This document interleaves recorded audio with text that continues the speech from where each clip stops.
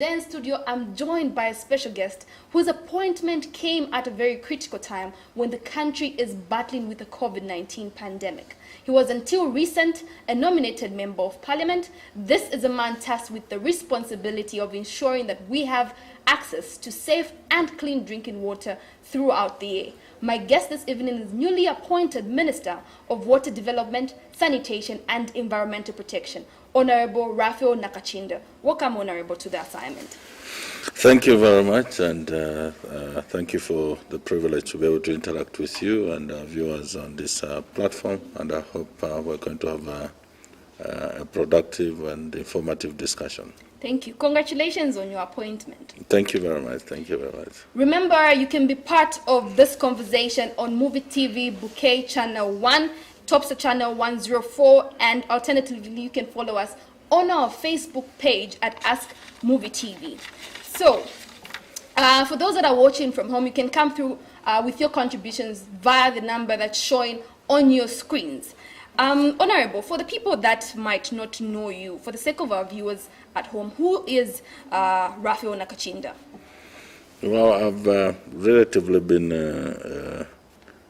in the public domain, so to that effect, I want to assume that the Zambian people are familiar with who Raphael Nakachinda is. Basically just a simple Zambian that is passionate about his country, that at a tender age decided to participate in the political discourse of this country with a quest to also contribute a bit I can to the development of this country. Mm-hmm. And well, the journey is one that will require possibly 2 assignment program for us to be able to exhaust. But we're here, privileged, I think thanks to His Excellency, who has continued to express his confidence and trust that rather than just being nominated member of parliament, this time around he entrusted me to be Minister of Water Development, Sanitation and Environmental Protection. Mm-hmm. And like you rightly put it, at a critical, crucial time when we're fighting the pandemic. Yeah.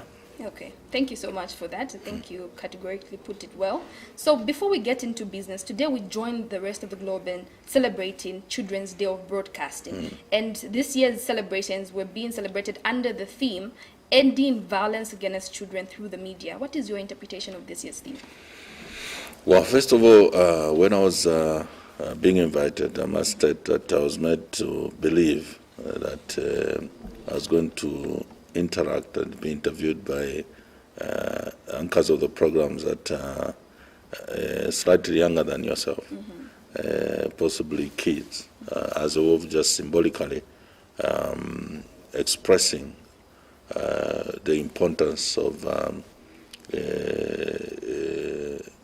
the children and the potential and promise that they carry for the future.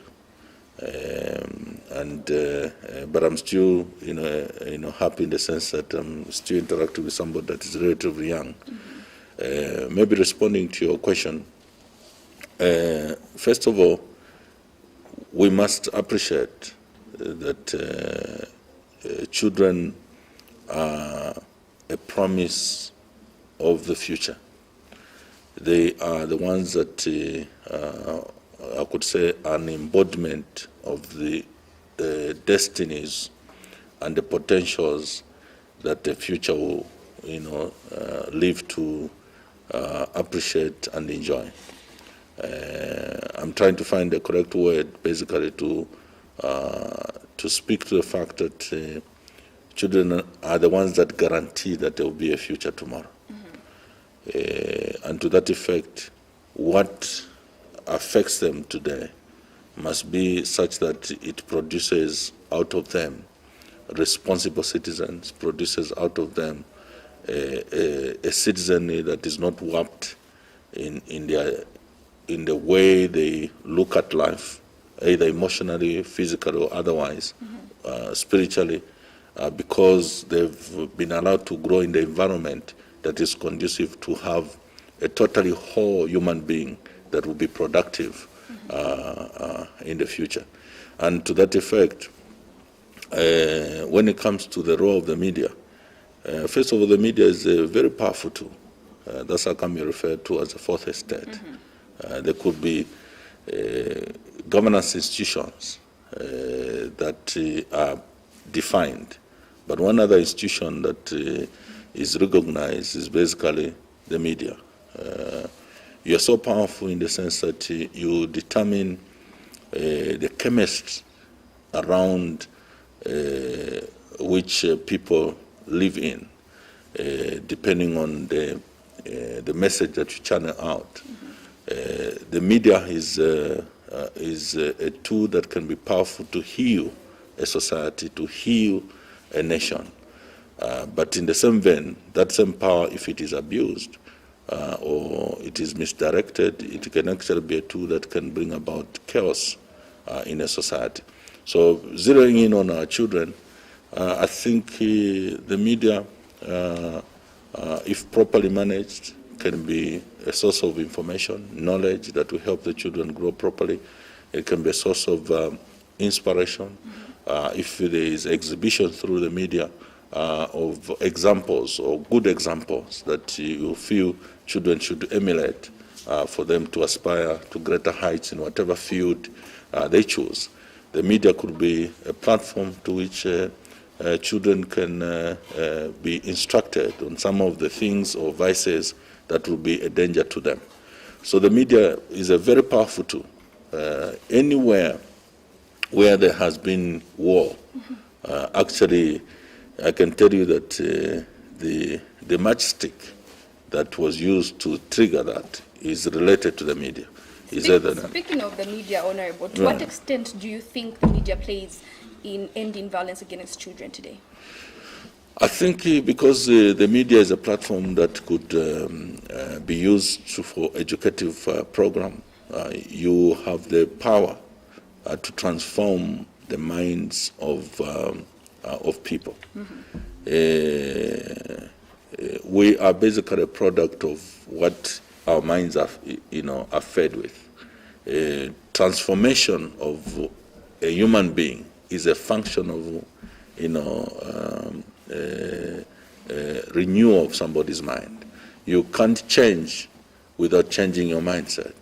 So to that effect, you are the ones who have the power to penetrate and reach the minds of human beings through the different platforms that you use to communicate. So for me, I think that the media has the power to educate society, to see that actually harming children in whatever form. I mean, we have had barbaric reports of people who have harmed children by way of violence, physical violence, beating children, corporate punishment that is excessive, not necessarily discipline, but really abusive, attacks on children. We've had people who have done, wicked, abominable things of raping, babies, raping, children, and of course that leaves a lasting scar that is very difficult to heal.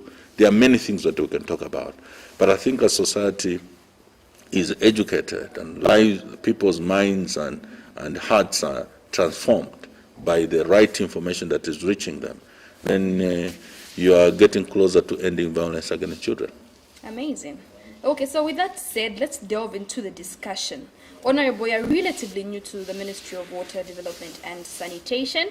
You had 4 months since your appointment, and now we're down to 2 months to hit the ground and make an impact in your ministry. So what have you done so far since your appointment in January? What have you done in this ministry that plays a very pivotal role in service delivery to the Zambians, and what does this appointment mean to you? Well, first of all, I am privileged in the sense that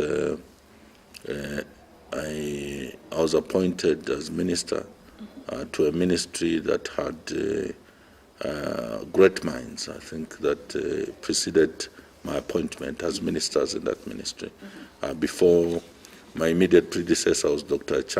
Jonas Chanda. Before then, it was Dr. or Professor Wanchinga.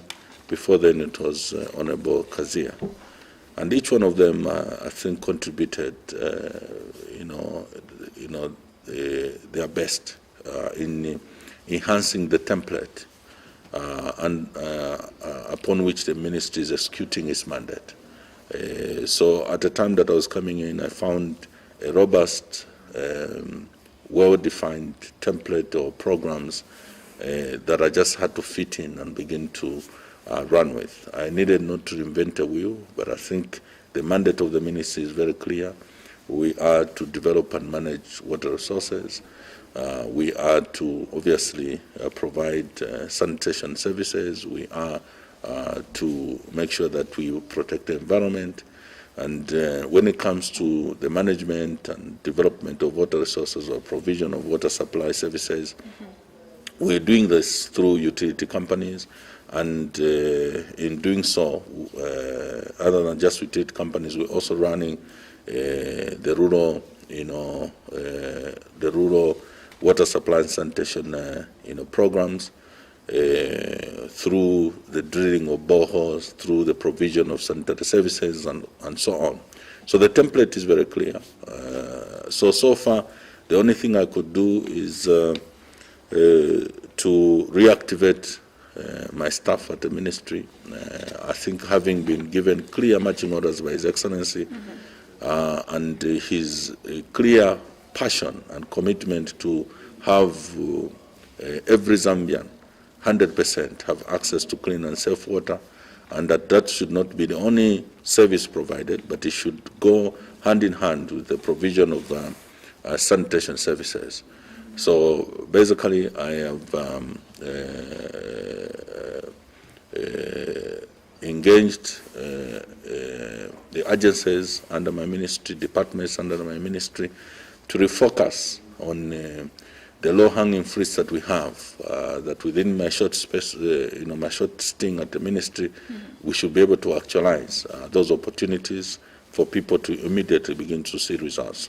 And amazingly, I can tell you that I think what we have not done as a ministry effectively was to exhibit the robust developmental programs and projects that are being undertaken across the country. Why is that not being done? Well, I think it's an assumption that people will know, will see, and appreciate. I mean, there are things that were our daily bread, unfortunate things that were daily bread.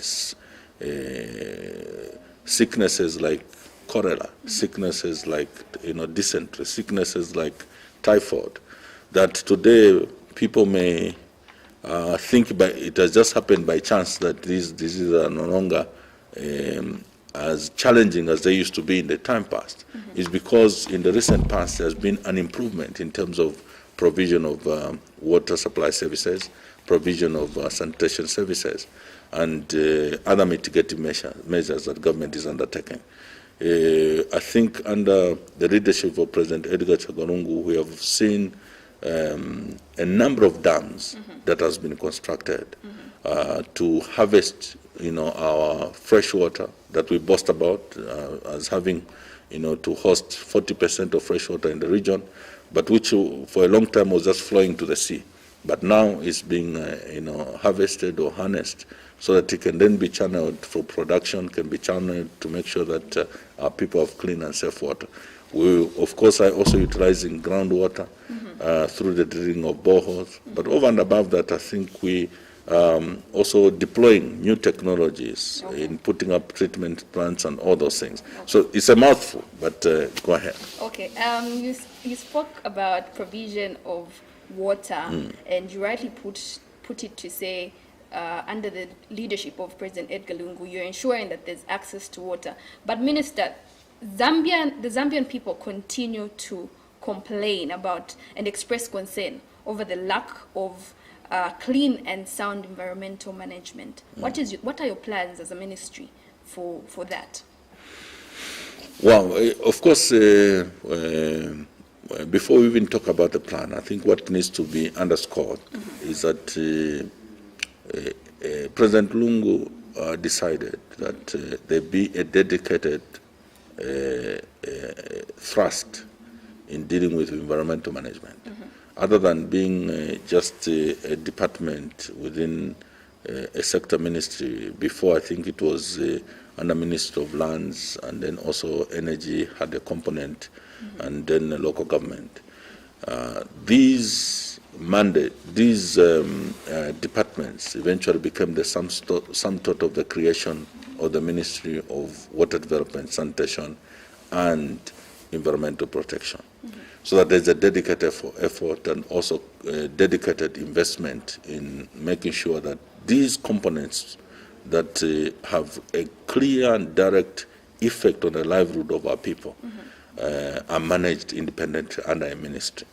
So when it comes to environmental protection, of course, through ZEMA, there is no activity in Zambia now, developmental in nature, no matter how important it is, that will be undertaken without environmental matters being looked at. The effect that that development or that infrastructure or that activity will have on the environment. So basically we have a system that is checking itself. Whilst we may have the appetite to develop this country in terms of infrastructure, whether it is road, whether it is in the mining sector, whether it is tourism or whichever sector you can talk about, agriculture, all these things are being undertaken within the parameters of safety against or in protection of our environment. So basically, we have a clear template that clearly defines what we can do and cannot do.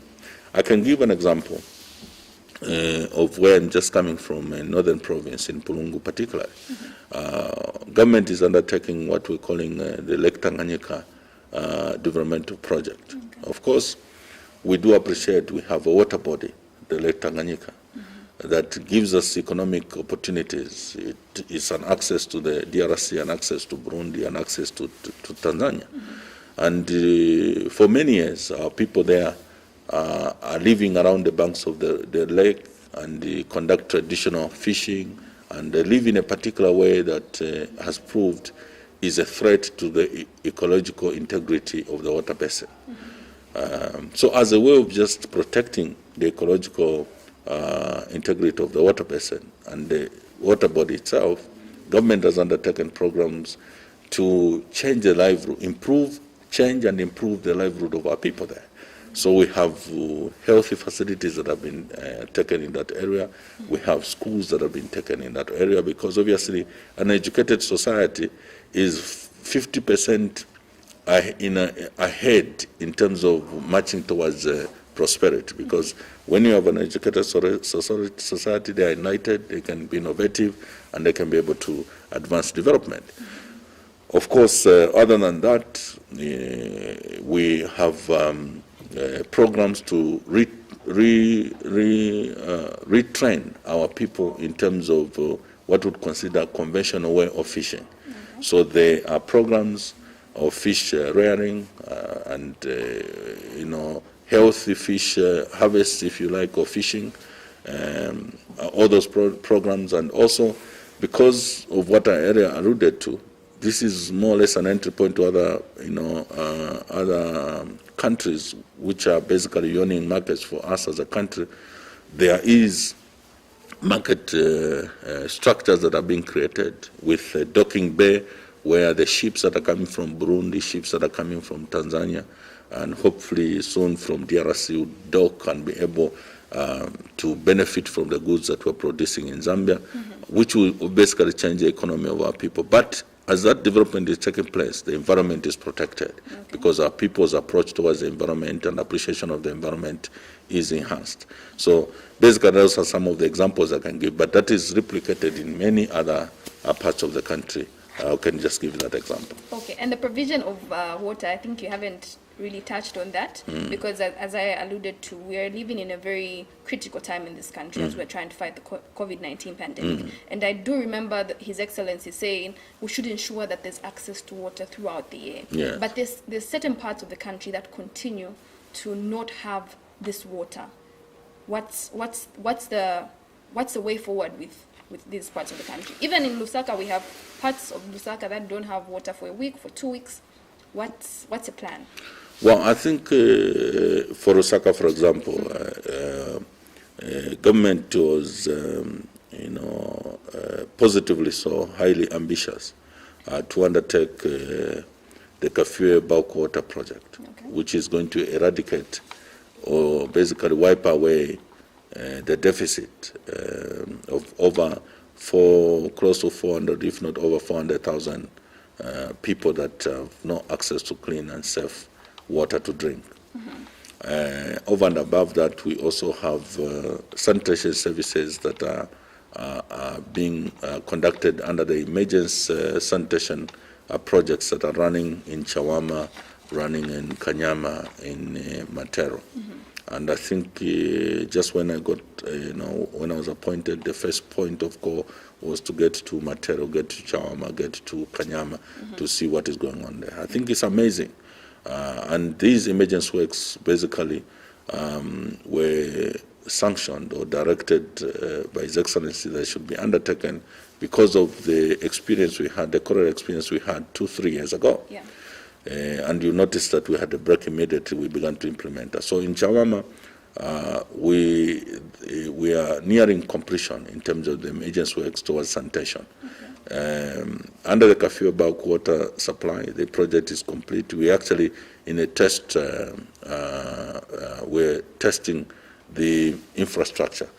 Because water, and looking at the capacity that has been put at the source and indeed running through the entire infrastructure to the reservoirs here, it's not something that can just open up. So basically, we need to test the infrastructure to identify leakages, to minimize non-revenue water and so on. But we're hoping that by the end of this month, into April, a full-fledged operation of that infrastructure will have been launched, and the deficit I talked about in Lusaka will have been wiped out, so people will have access to clean and safe water. There's phase 2 of that same project that is coming, which will also cover the peri-urban of Lusaka province, which is Kafue, Chilanga, and of course we have independent programs that are running in Chongwe into Rufunsa. But over and above that, in the rural part of Lusaka, we have what I refer to the rural water supply and sanitation program, where there are colossal numbers of boreholes that are being drilled, and also dams that are being constructed. But that is replicated across the country. Look at Copperbelt. We have the Kafurafuta Dam, massive infrastructure development that has taken place there. It is slightly above 85% completion. We're hoping that in the next few weeks that, with our talks with the cooperating partners and the funders, we're hoping that project will be completed. It will benefit over 1 million of our people on the Copperbelt, in Ndola, Kafurafuta, Luansha, and the surrounding areas. When you go up to the northern part of this country, we have what we're calling the integrated small towns water supply and sanitation projects that we're undertaking with the support of cooperating partners. In northern province, Kasama is a beneficiary, Mbara is a beneficiary, and that is to deal with, for example, the depleted, if not destroyed, sanitation infrastructure that existed there, that possibly was put in place maybe in the early 50s, 40s, with by the colonial masters, and the populations then were very small. Not only that, they were designed only to service a certain section of society, basically the white settlers that were in those parts of the country, to the exclusion of the black Zambian communities. So that is being uprooted because it's absolute. We're putting new infrastructure, but in this case taking into consideration the growing population. And also it's also done to improve or increase the capacity of utility companies to be able to have as many citizens on the grid, hence having a positive cascading benefit, and that is to have people contribute and economically being able to sustain their services to the people. So Muchinga, we have Mpika, Nakonde benefiting from that project. In Wapula, we have Kawambwa, Mwense, Mansa, and Samfya benefiting from those projects or programs. And all the projects, I can report, they are at close to 95% completion. We are hoping in the next few weeks we should be launching some of these, projects, and people will be benefiting. Same applies into Western Province, where the integrated small towns projects are being undertaken, Northwestern Province. So I'm likely to be headed in that direction in a few days, so that we can check what is going on, be able to provide a direction where possibly there is a bit of inertia, and where there are challenges, we deal with those challenges. So that's what's going on. Okay. Thank you so much, Honorable. I think you've actually answered my question that was following. Over the past couple of weeks, you've been touring the country for inspecting certain projects. You were in Wapula, Mansa, Kasama, and Samfya district 2 days ago. And there's projects, obviously, that the government is undertaking. Could you tell us more about these projects and how the average Zambian people will benefit from them? Well, since I've already spoken to them, but the projects in Zambian. Yeah, so maybe what I could say at this particular point is to just re-echo what His Excellency the President has been talking about.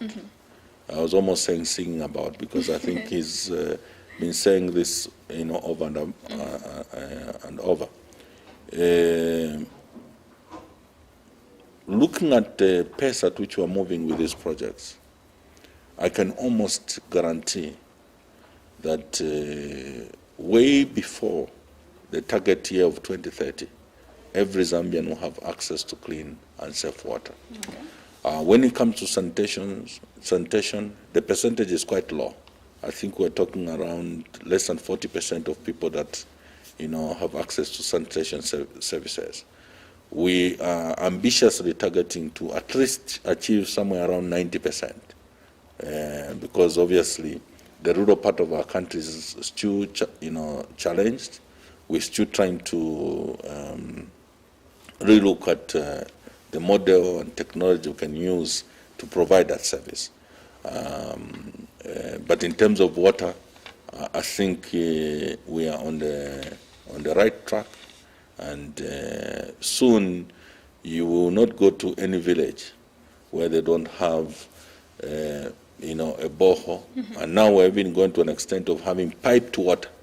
So there's technology we're deploying, powered obviously by, in certain cases, solar, and it is able to pump water, piped water to some kiosk.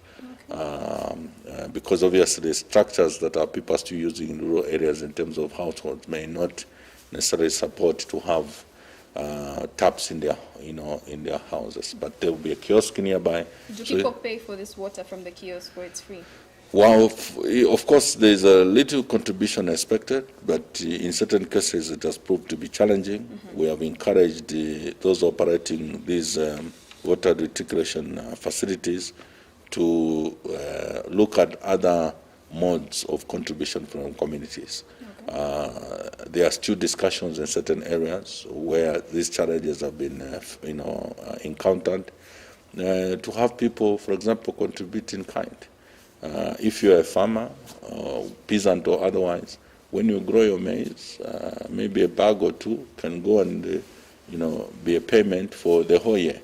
Then the operators of that facility can, possibly sell that bag of meal or whatever, if it is cassava and whatever, and then raise funds to continue, of course, operating those facilities and in a sustainable manner improve those facilities, so that the more communities grow, these services should be extended to that effect. I think one of the issues that I hope I can achieve to bring back is the issue of planning.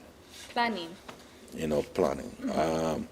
we've had a lot of communities, settlements, residential areas mushrooming in an unplanned manner.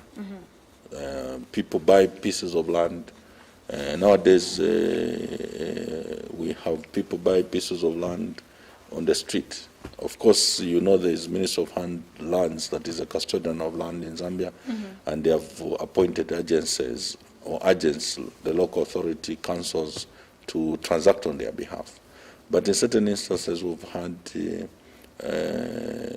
political cadres and things like that happening where a piece of land has been demarcated and they're selling. And you find that people quickly, even before they get title and all those things, to protect that piece of land, if they have a bit of money, they'll start developing. And after they have reached a certain level, then they realize they need sanitation services. They need water supply services. And sometimes by extension, they also need power. So that's when they begin to go to these utility companies to say, we want water.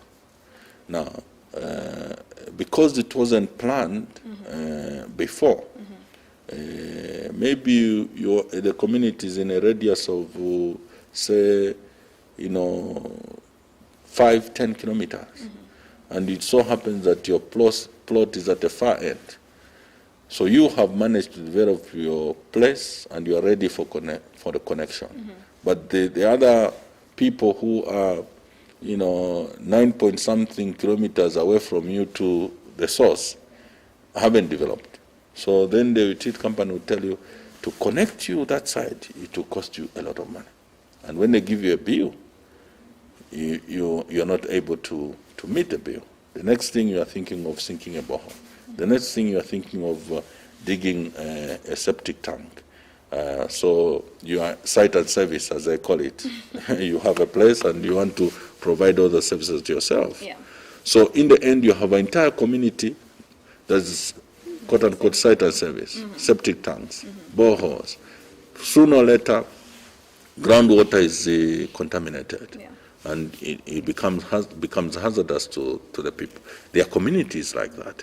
That's what was happening in Kanyama, where people were digging wells and so on, and there's a latrine there and so on. We want that to be a thing of the past. So in terms of planning, I'm engaging my counterpart from the Ministry of Lands and possibly the Ministry of Local Government to see how we can revive the planning units. We had like the Lusaka Country Planning Unit that should not only look at new residential areas, but we have also places like Matero. What happened in Matero is that there was sanitation services there and water supply services. But when the government of MMD then decided to empower people with houses, and they sold houses to sitting tenants, most of whom were retired, if you remember, or maybe you were you are not even born, or you are still a baby. So most of them were retired. So to try and create some economic activities around the residential place, they would want either to extend that house, maybe put 2 rooms or 3 rooms, and usually without even consulting the local authority.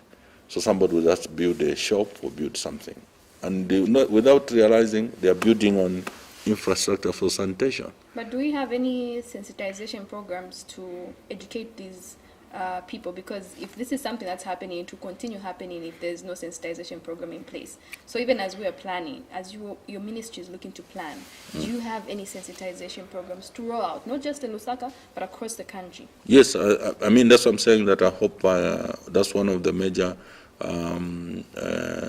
outcomes of my tour of duty, is to, first of all, have a system that is well thought through and planned. So is it safe to say the system that we have now is not we have historical challenges that obviously this government found, hence the projects that we're undertaking, the emergency sanitation projects is just responding to the mess that was already there, but moving forward, as it were, that's how come I'm saying we're going to have an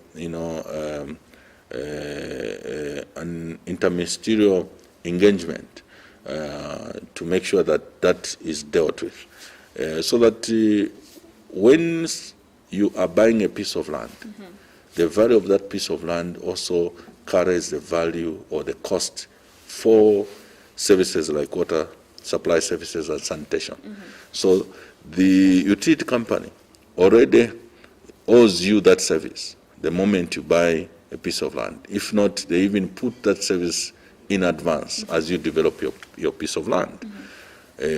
But we also extend it because they are already developed residential areas. We have in Lusaka, Rhodes Park, Thorn Park, and all these places where we are beginning to see that commercial facilities are beginning to move into residential areas.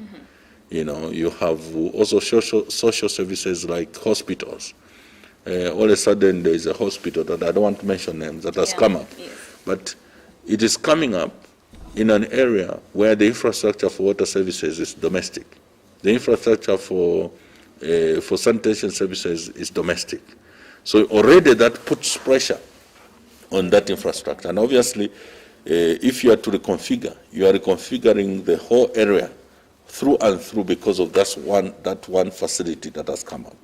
So that in itself speaks to the fact that at a point of deciding that you want to build a hotel, you want to build a hospital, you want to build this commercial entity, at what point did you interact with service providers so that they can be able to determine whether that will be suitable or indeed how would that affect the entire infrastructure for sanitation or water services. So there are all those teething issues that I think in the package that we are discussing will take into consideration all those facts. 2 months, Honorable, is that something viable? Is it something that you manage in 2 months, seeing that Parliament gets dissolved in May? I think what is important is to do the best I can within a short period of time in terms of actualizing some of the things that were already on the table. But beyond that, I think sharpen the vision of the ministry in relation to the mandate and give it the energy it requires, the passion and patriotism expected of the team there. Of course, as a minister, just a policy person to guide the ministry, but the real work is done by the technocrats. They are not going to be dissolved. It's Parliament that will be dissolved. There will only be one individual that will not be there, and that's the minister. But if everything is properly defined and you appoint people to the team to that direction, even when you're not there, they can still be able to execute. And if you left a clear vision, whoever that is going to take over from you, they'll run with it and actualize. And I think that we're going to achieve. Passion indeed, passion that you have, and I can see it in your eyes. This is the assignment, and I'm your host, Loretta. I'm joined by Minister of Water and Sanitation, and this is Honorable Raphael Nakachinda. So, Honorable, when you were sworn in by the head of state, President Edgar Lungu, he did allude to the fact that there is need for your ministry to ensure water harvesting in the country is actualized. This year we have been blessed with so much rainfall, and we are seeing floods even in certain parts of the country, houses submerged. Are there any plans that you have to ensure that this rainwater is harvested for industrial, domestic, or agricultural purposes? Yes, maybe only the pace at which we're moving was a bit slow, or maybe still slow, because obviously it requires investment. And we have many plans to actually achieve that. We are hoping that through the cooperating partners, we can have the resource to equal the plans that we have.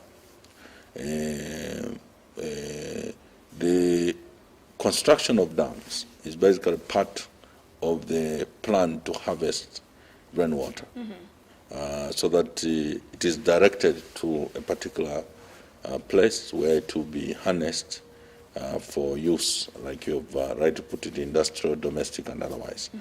But over and above that, we also are deploying technologies to charge up the groundwater. Because we have surface water through streams, rivers, and lakes, but we also have groundwater that hence you see people drilling boreholes and otherwise. We have springs, hot, and just the cold natural springs are dotted across the country, coming from the ground. That water can be charged up. We have studies that have been undertaken from other jurisdictions, and we have a department under my ministry that is charged with that responsibility. And I think steps are being taken in that direction. I'm hoping that in the nearest future, what we seem to be complaining about in terms of floods in Lusaka will actually soon be celebrated as an opportunity that when the rains come and you see a lot of water, you know that, wow, this water will benefit me tomorrow because there is a system of harvesting that water and it will go down back to you.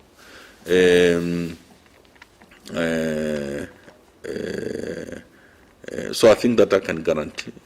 In the rural part of the country, obviously, other than charging up the groundwater, it is the dams that I refer to.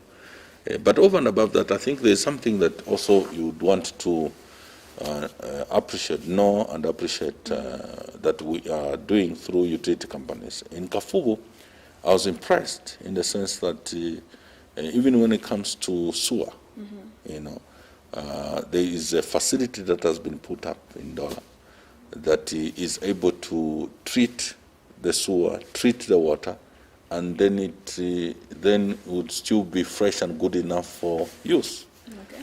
And then the raw or the solids that come out of that sewer, we actually are going to soon have Kafuo to begin to generate energy from there. Okay. To power the same plant, and also manure and fertilizer from the same.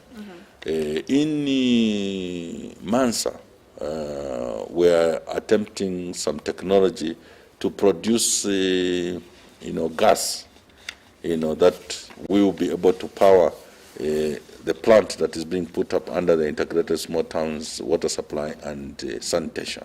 So soon you may discover that not only are we going to be harvesting water, we will harvest everything that is within the cycle of water supply, sanitation, and eventually to contribute to protection and conservation of our environment. Okay. Yeah. So this facility that you speak of in Kafugu, do we see that being rolled out to other parts of the country? Yes.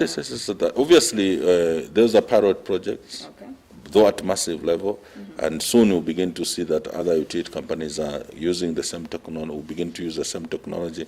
On Kafrafuta Dam, one of the things that I think excited me is that there is thinking outside the box, other than just depending on the traditional way of raising funds through payments of water bills and so on. Yeah. They are really innovating. So they are going to be possibly cutting down the cost in terms of dependence on the national grid, ZESCO, for power. On that same Kafuru Dam, there is a plan to put floaters, solar panels that are floaters, that will generate power. I mean, quite substantial megawatts of power that will power the entire facility there and possibly also sell to ZESCO. So we're hoping that utility companies soon will change the tide from being the ones indebted to ZESCO and ZESCO knocking at their door to, seeking for payments and dealing with issues of liabilities. They will be the ones that will be pursuing ZESCO and Mr. Mdende of the future that you should pay us because we are contributing to the grid. Yeah. That is all within the cycle of using the materials that we have to generate energy, to generate power, while it's providing the services that we're talking about to our people. Okay, interesting stuff. Okay, so this is the assignment. Remember, you can join us on our Muvi TV channel 1 or Topstar channel 104 and catch us on Facebook at Ask Muvi TV. Honorable, you talked about technology, and world over we're seeing technology take center stage, okay? And in Zambia, for lack of a better term, I've noticed that we lack sufficient technology that we can use to harness for water. Okay, this is for both domestic and industrial use. And now young people have this energy. Young people have the innovative ideas. They have the knowledge to come up with these technologies that we can use for the benefit of every Zambian. How are you incorporating young people in your ministry so that they come up with these technological techniques? Thanks for that question. First of all, of course, we are quickly moving from analog to high tech. Yeah. Even when it comes to billing, you've seen now we are dealing with prepaid meters.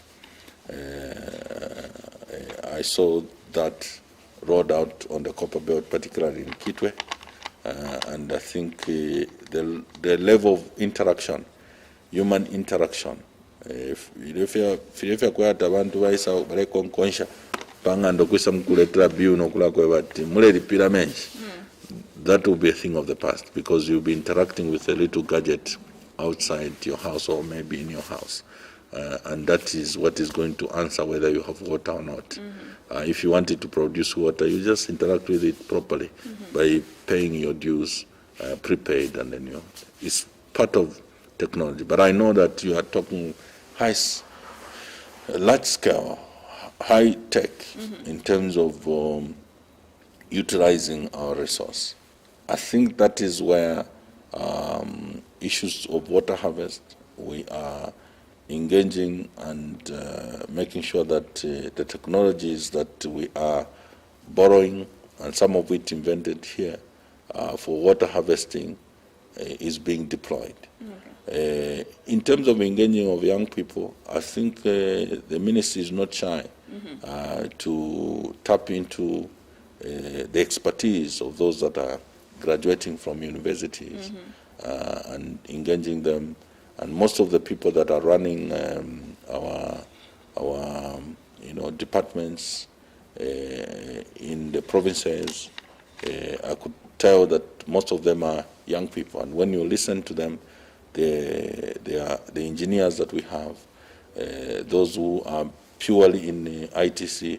When they are talking to you, the ideas are amazing. And I'm excited to see that in the nearest future, some of the aspirations that seem to be far-fetched will become a reality very soon.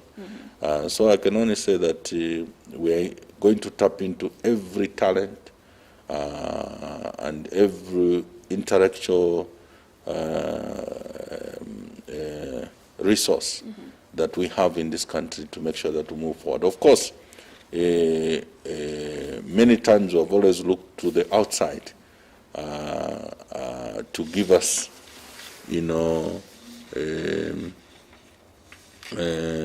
resource in terms of technology and so on, at the detriment of us harnessing the potential that our people have to even create better or invent better technology that would work within our jurisdiction. Because some of the technology that works in Japan, works in China, may not necessarily be compatible to our environment here. So I think we're encouraging that there be homegrown technological innovation that we can deploy and work better in our environment. So you are guaranteed that in that direction we're going to move fast. Okay, Zambian solutions to the Zambian problems by Zambians. Okay, so let's talk Agenda 2030. The country aspires to widen access to water and sanitation by 2030. I know you touched on that, but I want you to maybe give more detail. Are we on course in attaining that agenda? Yes, we are definitely on course. We have, I was in Wapula, for example. Our people in Wapula, because of the water bodies, mostly live on a straight line along the road. So you can almost have the entire community from Chiengi into Ncherenge, Kashikishi, Ncherenge, Kawambwa, Mbeleshi area, coming to Mwansa-Bombwe, all the way to Lukwesa, Mwense, down to Mansa, on a stretch. So what the ministry has done is that we have put commercial boreholes, on that line. Of course, some of them were drilled a few years ago. We have not just put infrastructure, but we have reticulation facilities that were put up in Mambilima constituency in Mwense, which I think we can replicate. So we basically just connect those commercial boreholes, and everybody on that line down would have clean and safe water to drink. Then you couple it with the sanitation services. Those are villages, some of them organized communities, but the facility is good to cater for them. With that I saw there, I had the confidence to declare that I think in the nearest future, every Zambian will have access to clean and safe water. I'm just giving an example in that particular area, but that is basically what we're replicating in the other provinces. When I look at the numbers of boreholes that we are drilling in per province, it just gives me comfort and confidence that we are moving closer and closer to the day that every Zambian will confidently say, when it comes to water, I have. When it comes to proper sanitation services, I have.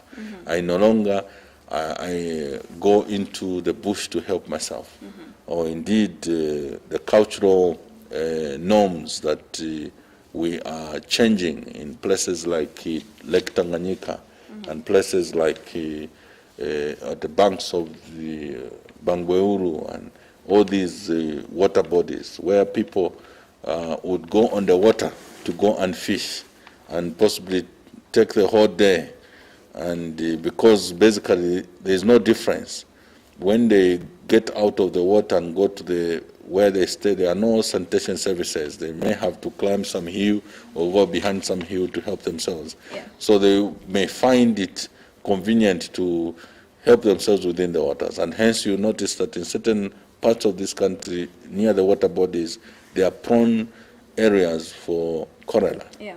Because there is that cross-pollination of contaminated waste and water that they are utilizing. Okay. So all that, looking at just a Lake Tanganyika project itself, is eradicating that challenge when the project finishes. So I'm very confident that we're on the right track, and I think we may achieve that result way before 2030 if we continue with the same zeal and commitment that I think I've found at the Ministry of Water Development, Sanitation and Environmental Protection. Okay, Lake Tanganyika project, when do we see it come into completion?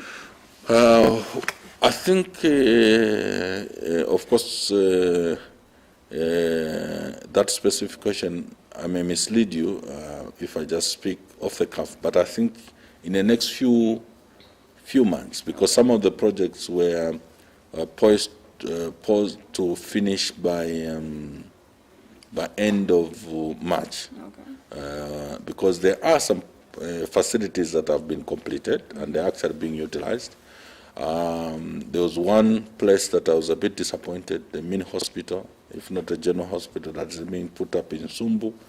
And I think the cap, the period that was set or put for it to be completed was the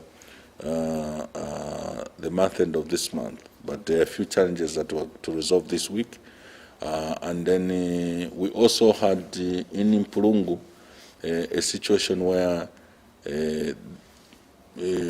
traditional leadership eventually began to express discomfort at some infrastructure development that were putting up, and it led to litigations, and hence the cooperating partners feeling uncomfortable, suspended some works, but we're in talks, hoping we can have that cap lifted or suspension lifted. But also I'm informed that there is also a proposal to have the project extended to 2022, okay, so that all the infrastructure development there is completed to the standard that is expected. So other than the 2021 April mark, it looks like we may extend. Yeah, okay. Okay, let's talk about water utility companies. I think late last year, there was reports from members of the public that even when they don't have water supply in their homes, they still receive bills. And I think your ministry has received reports on the same. How are you dealing with this? Because I think this is something that's still happening in parts of the country. Well, I think we have dealt with that. I'm sure you noticed His Excellency moving to Matero that had that challenge very rife. Yeah. And he made a pronouncement, which pronouncement we are actualizing. Obviously, it's unfair to have a situation where you are not receiving a service and then expected to pay. So most of those people that had received bills and they could not, the utility company could not account for the service they rendered, those bills were waived. I'm sure not only Lusaka Water and Sewerage, we had Kafuvu, I think part of Luansha, Patamatu, people benefiting. We had a number of places that had that situation clearly, that people are receiving bills that where they had not received a service. Yeah. And I think that has cleaned up, hence our insistence that we should go towards the prepaid era, so that you only pay for what you want. But this prepaid era, how will it work for our friends in the rural areas? Well, with the rural areas, of course, it's a little different, because the question you asked affects those which are under the catchment area of utility companies, and utility companies are more inclined towards providing a service in the urban areas. Okay. For rural areas, because it's boreholes, and like I said, the reticulation facilities are such that maybe the piped water goes to a kiosk, and there's a way they regulate themselves and contribute.